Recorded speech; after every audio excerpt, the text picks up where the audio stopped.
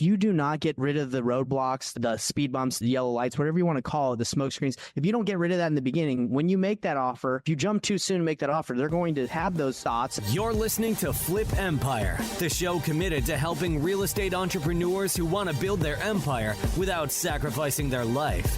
Your success and freedom starts now with your host, Alex Pardo. What's up, everybody? Alex Pardo here, and I'm looking forward to today's masterclass interview with Nathan Payne, who is somebody who I recently got to know. We're part of a community together where we're looking to inspire and help others attain financial freedom, time freedom through real estate investing. Now, obviously, you guys know there are numerous ways that you guys can do that. We're going to be talking today about wholesaling and how you guys can do your very first deal. So if you're somebody who is listening to this and you are like, I can't seem to break through, I'm struggling, I'm not sure where to start, there's so much noise and information out there, I think I have the right person to deliver the goods and share with you the painless way to do this. So with that being said, Nathan, man, it is awesome to have you on the show, brother.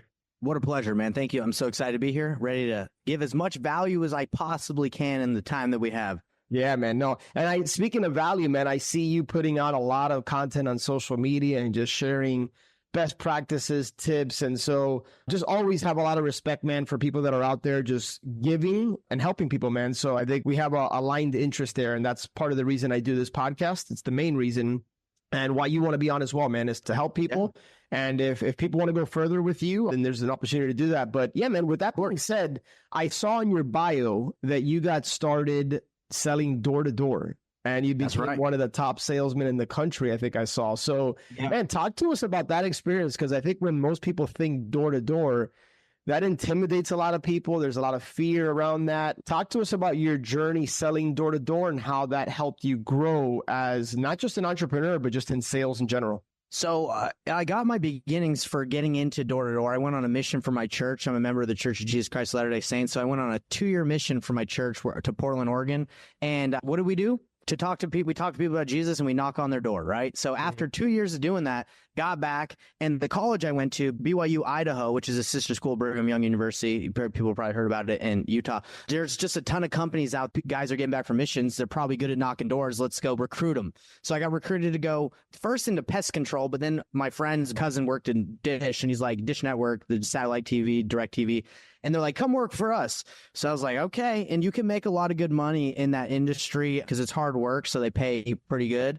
And went out, you go for 3 months. You basically go to college, and then your off semester, you go work for about 3 to 4 months. So I went and worked my first 3 months being brand new. I did like $16,000, which was huge for me. I'm like, whoa, that's crazy. And then the next year I did $60,000 in 3 months. And that came from like hiring a team. And then next year, like 120. And then it kept going up because basically you get paid off of doing your own accounts. And when you bring a team, you get overrides. So door to door was good. And I did it for a long time, did it all throughout college. But I came from having like 2 years of experience from talking to people about Jesus. And if you talk to anyone about Jesus, you got to have some guts, because nobody really wants to talk to that guy who's, let me tell you about Jesus, get away from me. So you got a lot of no's that, and I got a lot of no's in door to door. So I learned quickly that no is okay, is fine. Like it's not, you're not going to die. Yeah. So that's my experience in door to door. Just came from that. Got it. Love it. And then how did you transition into how did you discover the world of wholesaling real estate, and did you just stumble upon it? Did you have somebody in your life that, what was the inspiration behind going door-to-door sales to, hey, let me start my real estate business? So it's pretty funny. I didn't even know what wholesaling was when I started. So my roommate in college, Corey Roysam, who later became my business partner, I was always trying to recruit him to come work with me in the summer. I'd be like, dude, it's fun. We can make some good money. He's like, man, I'm going to go do some real estate here while you guys are out in the summer. I'm going to stay here and do real estate. And I was like, why? And he's like, my dad does wholesaling in Missouri. He does really well. I'm going to do it here. The whole time he's trying to get me to stay and do real estate. I'm like, just come with me. So after we graduated from college, he did deals, and obviously up and down, just like anything. So I was like, I must not be that good. So after college, I was like, man, I don't know if I want to knock doors anymore. I got married, and every summer, every fall, you have to move somewhere to a new area to go knock, because they don't want you to knock where you live, because you get lazy and you go home. So they tell you to go somewhere else. So I was like, man, I don't want to move anymore. I got married. What can I do? I went and started doing a couple job interviews. And I didn't like the process of the interview. I was like, man, I'm a good salesman. I got skills. And these people were like, asking me questions like, why should I hire you? And I'm like, because I'm good. And that was like all I had for them. I was just like, I'm good. And they're like, nah. And so I didn't get a lot of jobs I interviewed for. So I was like, forget this, man. I'm going to go do my own thing. I got all this experience. So I called Corey and I said, Corey, I needed a new job. Let's get into real estate. You were doing it. Your dad does it. Let's do it. And he's like, okay. So he quit his job. I quit my job. And we just went all into real estate, not knowing anything. Didn't even know what wholesaling was. Later found out that Corey didn't know that much either. I thought he knew a lot. So I was like excited to work with him, but he didn't know. So we both pretty much had to figure it out together. That's how I got started in real estate. That's a long answer, but that's just no, that's good. That helps frame the conversation and give me a little bit of perspective. What year was this, Nathan? 2017 is okay. So 2018 is when I started. I'm sorry, 2018. 2017. So let's start the conversation here. Let's start to take a little bit of a left turn. One of the things that I find when I have conversations with beginners, people looking to get started in real estate, right, is when I got started, dude, back in 2005, like I think YouTube was like an infant, like it was just becoming a thing. There wasn't all this content out there. I feel like we live in such a content society. Everybody's producing content, right? And I think that's a blessing in many ways. And I think for some people looking to get started, they just see distractions. Oh, I want to do this and I want to do that. And then it's their attention is so scattered that they don't plant their flag on one niche, on one thing and say, hey, I'm going to get really good at this before I start to look at all these other biz op opportunities or these different niches within real estate. I see you hard, man. I know you agree with me. So for you, getting started in 2017 when there was a lot more content than when I got started, what was it about wholesaling was it because your partner Corey and his dad were already doing wholesaling and so you just said, hey, that makes sense because you're already doing it? Or was there something else about that specific niche that you said, hey, this is what I'm going to get really good at? Man, it's such a good question. And it's such a hard thing. I empathize with everybody out there that is out here in the content world and the age we're in of like wisdom. They call it the age of wisdom, but it's really just the age of distraction, in my opinion, if you don't know how to use it wisely. But it's tough. Like in 2017, 18, I wasn't watching YouTube content either, like trying to get stuff like education. I just went for it. I didn't even know there was education at that point either. I was just like, let's just go for it. Me and Corey, we started wholesaling because we didn't have any money. And we knew that was like the strategy where you didn't have to bring any money. Like at that time, that's what we knew about. But yeah, no, I didn't watch anything. I didn't really dive into education. I've never really been huge into like just educating myself a ton before I do something. I usually just dive in. I feel like that's like a blessing and a curse, but also the curse is too much education and analysis paralysis, because you're right. There's so many ways to do deals. And I feel bad for people. And I talk to people every day that are like, I want to do this. And I just got an opportunity from here. Like I got a fourplex I'm looking at in a commercial building and I got a wholesale deal. And I'm like, man, you got to drop all of that and just focus on one thing. I know what you're saying, but for me, it was just straight, went in, didn't know anything about it. I just took action. You and I are similar in that I always say I'm a ready, fire, aim type of guy. And to your point, it's a blessing and a curse. Most of the times I think it's a blessing. And there's a few times I wish I had a mulligan. I wish I can get a do-over on that. Like, hey, maybe I should have like really been a little bit more thoughtful through this process. But man, I want to start to now transition into like, you talk about the painless way of wholesaling and flipping. Obviously, that's a play on your last name, but what is the painless way? What is the specific or unique path that you found to be successful in wholesaling in today's market? Yeah. So the main issue that most wholesalers, and I would say even experienced wholesalers face, they really just don't know if it's a deal or not, right? Like everybody knows it's a deal if you can get it really low.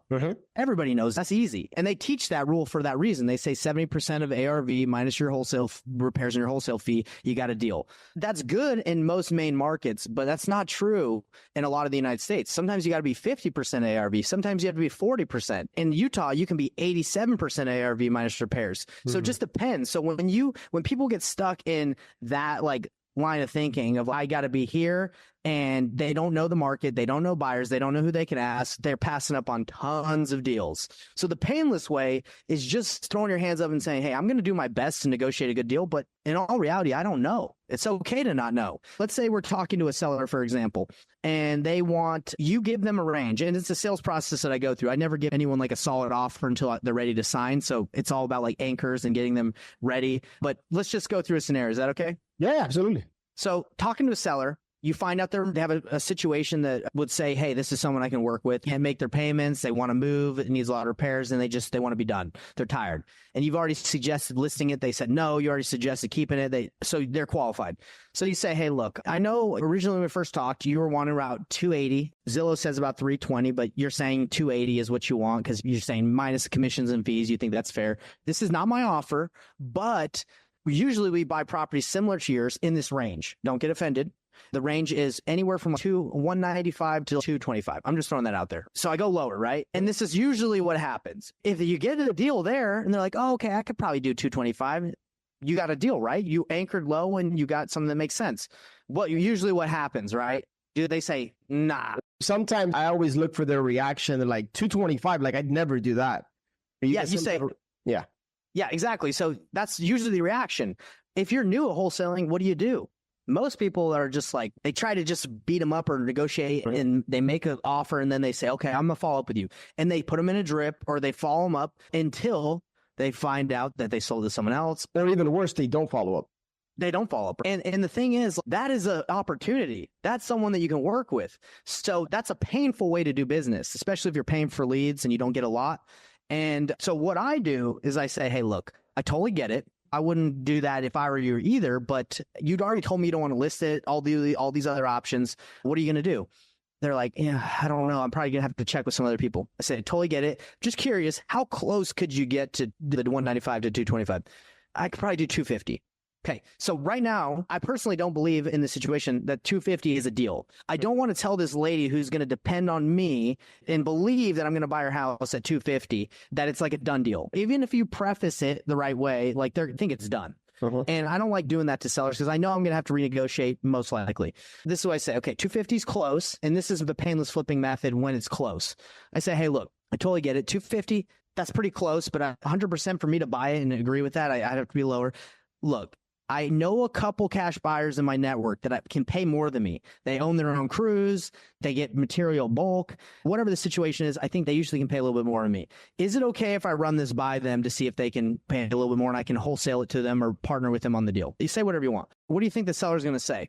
Yeah, sure. So I say, okay, great. So in order for me to do this, all I have to do to like legally market this and get this in front of my people, all we have to do is sign an agreement. And then you just go through the real estate purchase contract and you just do a normal agreement with a due diligence, except they know what's going on. Now, if they don't want to sign that, you have an option to purchase agreement. You can ask for 5 days. If they don't want to sign that, and you can just say, hey, I'm going to do the painless way. Let me just call a couple of the buyers I know in my area and just ask them where they would be because we have a motivated seller who's eventually going to come down, or maybe they pay more than I think. Then I call my buyers. So there's ways to monetize this lead still without having to just make the offer and just throw my hands up and be like, I'll follow up with you later. We get that done the painless way. We get some buyers through. Everybody's at 200,000, right? I was at 195 to 225 in this example. Everybody's at 200. I'm glad I didn't say 250 and just lock it up and try it because renegotiating is going to be tough. I call her. I say, hey, look, we've had all the cash buyers that I work with that I would wholesale it through. They're all around here. I know you want to get it done. You said the lowest you go for 250, but really, realistically, it's really going to be around 200. You can keep trying this. I've been doing this for years. I know all the people in the area, right? So what do you want to do? I can't accept that low. I said, great. There's a couple other options. We can do an ovation. I explain what that is, or I can buy it on creative, but what it's going to look like is you're going to have to take it in payments. So we go explore other options at that point. And who's she going to work with? The random dude that calls her and pitches sub 2, or me who's already gone through this process and they built the trust? Because really, I just want her to get her best option. That in a nutshell is the painless flipping method. Yeah, I love it, man. It's simple. It takes the pressure off. There's a lot to unpack there, man. There's a lot you said in between the lines that I want to ask some follow-up questions on. But before I ask you some questions about, you mentioned the word novations. I'm certain there's going to be people listening saying, did he say novations? Like, what is that? So I want to ask you about that. You talked about creative. I'm a big advocate of presenting 2 to 3 offers to sellers, right? So, and this is more just my sheer curiosity is, I noticed you took a little bit of a different approach than what I'm used to hearing. Usually I hear either somebody makes an offer and then to your point, if they don't accept it, then they follow up or they don't follow up. I typically present offers up front, 2 to 3 offers up. I noticed yours is a little bit nuanced. You said, here's my offer, right? If it doesn't work, you took the approach of, well, let me reach out to like my networks. I have some cash buyers that might pay more. And then depending on their response, you can, tie that up one of numerous ways that you explained. I noticed then when that doesn't work because people are too low or they're where they need to be, then you present the other two options. Did you always do it that way, or did you like test that works better for you? Or does, in your opinion, does it not matter if you present 2 to 3 offers up front versus one, wait, and then present other two options? I find a confused mind that says no. So when I offer all 3 up front, it seems difficult for them to compartmentalize or understand or quantify or really just take it in. And usually what they want is they want the speed, right? That's what they want. They want it done quick. So I say, okay, let's explore that. And I find it builds trust as you go through the process. Like when people start walking through their house that are cash buyers that you sent through, like they know you're legit. If I'm just pitching, I'm not saying what you do or anybody do is wrong, but if I start pitching sub 2 or novation or that, like without us like really diving in and working a little bit more together, I find it more difficult to build that trust and then want to work with me. Especially I do everything virtually, right? So this might be a different model too, because I'm never there. So in order for them to build that trust, I feel like getting people there and going through this process helps versus like never seen me, I'm not there, and I try to get them to agree on that. I find it takes time sometimes to build that trust. Now, if someone's like, I get on a call and they've gone through this process already, they've already talked to a bunch of cash buyers, they've already gotten out of contract a lot, like no reason to do any of this, right? Yeah, this is the person that you're taking through the process almost from start to finish versus the person who's talked to 10 other cash buyers and they're not sure and they're just like weighing options. Then it's like, okay, and then let's do creative because you've already gotten lowballed by 10 other people. So I guess I need to preface this by saying this is where like you're taking someone that is just at the very beginning of the process to the end where they feel confident and comfortable going forward versus someone that sometimes you just make the best option offer and you win. And look, I think you bring up an interesting point is that there's not necessarily a right or a wrong way per se. You have to find the way that works for you. And clearly, Nathan, this is the process that works for you. I'm curious. I'm glad you mentioned the nuance that you're doing this virtually because when I ran my wholesaling operation, it was all face-to-face. And so I love the fact that now so many wholesalers have transitioned to virtual. Are these typically phone calls? Are they typically Zoom calls? Is it a hybrid? And if so, what have you found to be more effective? Hybrid. Zoom calls, love them. Google Meets, phone calls. But usually we find that phone calls are fine. That's sufficient. If we do a Zoom, I don't honestly feel like Zooms add, from my experience, they add like too much value. Yeah, I would say the content of the call is what adds the value, like where they can trust you. Like, okay, this guy knows what he's talking about. So either one, I'm totally down to meet. If I feel like I have to educate them more and show them comps or show them stuff, then a screen share Zoom call is good. That's interesting. Yeah. No, look, thinking about pros and cons, one thing about Zoom is you can see the person. There's a different level of connection. You can evaluate their body language. You might ask questions and see. So there's certain benefits that I think you can get from Zoom. However, if you're talking to an old school seller that Zoom might be a big challenge, you don't want to waste all that time trying to get them to that point. Like, get them on the phone. Yeah, time is of the essence, of course. Yeah. Time will kill all deals. 100%. I noticed you mentioned a few things that maybe some people didn't catch, but like you talked about, like you pre-qualified this person, you've already pushed them towards listing. That's counterintuitive to some people that maybe haven't really gone deep when it comes to sales. Talk about just high level. We don't have to get too much into the weeds, but I can tell you have a sales process. And I don't know if that's setting an advanced agreement and then getting into their pain points and then their picture perfect. What is your just sales framework that you take people through? So it's the Franklin Covey guys, it's John Martinez, it's all that stuff where you set the stage, you set the end in mind, you want to let them know, you want to frame the conversation, and you take it in bits and pieces, right? If they're thinking about selling, you're not making an offer on the same call, right? They're not there yet. Right? You have to take it in bits and pieces. And for me, like the reason why I qualify sellers is because if you do not get rid of the roadblocks, the speed bumps, the yellow lights, whatever you want to call it, the smoke screens, if you don't get rid of that in the beginning, when you make that offer, if you jump too soon to make that offer, they're going to have those thoughts and they're going to say, thanks for your offer. I still need to do this and this and this. I need to talk to my Aunt Joan. I trust her and she's actually an agent. If you don't even talk about listing and they have at the very end, you find out like, oh, my aunt is an agent. So let me run this by her and see what she thinks. You're done. If you call her, what do you got to say now? You already gave her the offer. She didn't want to talk to you. So you have to hold your offer back. That's your leverage. So anyway, painless flipping, basically, it's like you have to go through this process the right way. I think a lot of people struggle in this business. Mainly getting leads is a tough part, right? You have to market. But once you have the lead, can you quantify? Can you make money off of that? Convert it. And I think that's the problem. I think people think it's just like you make a low offer and they'll accept. Not even close. Yeah. To your point, I find a lot of people focus on the marketing and the lead gen, which is super important in any business, but they don't focus enough time on the actual conversion of those leads, like the sales process. And so many people have leads sitting in their CRMs that are not being monetized, that I can pretty much confidently say this, Nathan, and I don't want to put words in your mouth, but I think you'd agree, 99.9% of people listening to this that have leads have money in those leads. They just haven't converted them yet. Of course. What is working for you from a marketing perspective? I know you're doing this virtually, so unless you have a team of door knockers, but what are you focused on, one or two particular marketing channels? Is your approach like, hey, I have a bunch of different channels? Like, what are you finding that's being really effective for you right now? So these are the two that we focus on. Direct to wholesaler, because wholesalers have potential deals, but then they have to find a buyer for them. Because of the process that we run, the painless flipping, like where we run it by the cash buyers in the area, we don't always have cash buyers that we can run it by. We use a strategy where we specifically target flippers that we know are flipping in the area by the property and agents, and we call them. So we do that on properties where other wholesalers are trying to wholesale them, and then we just add our fee and we JV with them. And that's zero cost. And there's thousands of deals out there. And the new Western, all these other companies that have come out, like we do that with their deals. Because sometimes they don't even have like good buyers that will perform, or we'll have a better buyer. So that's one. And then direct to seller pre-foreclosures.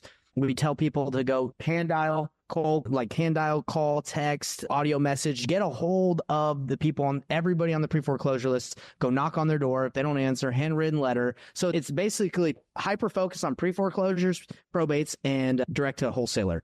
I'm curious, Nathan, with direct to wholesaler, I think I heard you say that you guys are adding your fee. How are you guys handling those calls from maybe some of your top buyers or people on your buyers list saying, hey, I already saw that deal for X and you guys have added your 3, 5, 10 grand. How do you navigate that conversation? Great questions. That's the kind of the sauce. You don't just take a deal that you've seen and you start trying to dispo it. You call the wholesaler that has it and you try to find the scoop. You're trying to find out what's going on. Hey, what do you really have it at? And I'll do my best to get a better deal. Oh, just throw your fee on top. Totally get it. But what other offers have you received just so I can use that as leverage? Because a lot of the time wholesalers do not send out their deals at a good price. And a lot of buyers will just look at it and they'll have price reductions because they won't be able to sell them. I'll be like, okay, look, so you sent out 220. Are you getting a lot of bites on it? No, I'm not. Okay, what do you really have it for? I got it at 170. Okay, so you're trying to make 50, 70K on this or whatever the math is. And then I say, okay, now I know that. Now I know what wiggle room we have. So it's more of a like trying to understand the situation. It's the same process with seller, right? You're just calling the wholesaler and finding out, hey, are you motivated? Do you need help? If they're like, man, I got this. I got like 100 people that are interested. I don't need you. I'm not going to work that one.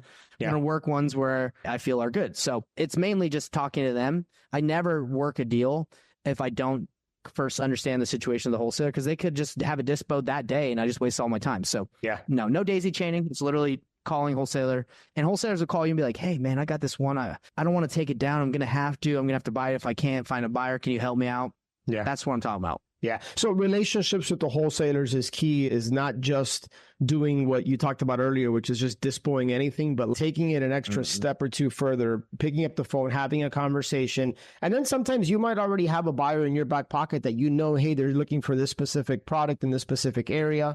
And so maybe it's just a text or a voice memo away. A couple things as we start to wind down here, Nathan. I heard you talk about, before you got into real estate, building a team. Have you done that in your existing business, or do you like to keep it like just really lean and mean and you're primarily the one on the sales, including the dispo, you keeping more of the pie? What's your approach? This is a great question. I've done it all, bro. I've built big teams. I've had high overhead. I've had nobody, and it's just me. You and I? Yeah. Dude, I honestly do not like the business model of a big team for wholesaling. I think it's expensive. I think the overhead's too great. You don't keep enough of the pie. I think wholesaling, personally, for me, the lifestyle like of having a big team where you got to get everyone to get all those leads. Anyway, you have to find really good closers. It's just It's not something I'm really that interested in, or I don't teach people. I teach people how to keep it lean, keep it mean, keep it all, keep it small, keep it all.